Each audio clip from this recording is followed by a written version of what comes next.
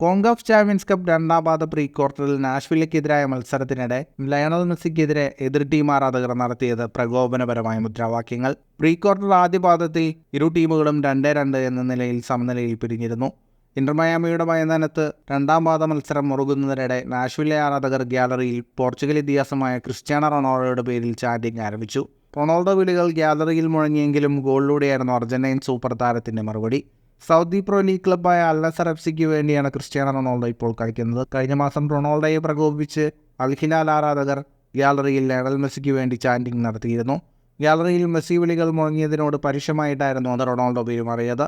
ഞാൻ മെസ്സിയല്ല റൊണാൾഡോയാണെന്നായിരുന്നു പോർച്ചുഗൽ താരത്തിന്റെ മറുപടി. മാത്രമല്ല, സൗദി പ്രോ ലീഗിൽ മെസ്സി ചാൻഡുകൾ ഉയർത്തിയ ആരാധകർക്ക് നേരെ അശ്ലീലാംഗ്യവും ക്രിസ്ത്യാനോ റൊണാൾഡോ നടത്തിയിരുന്നു.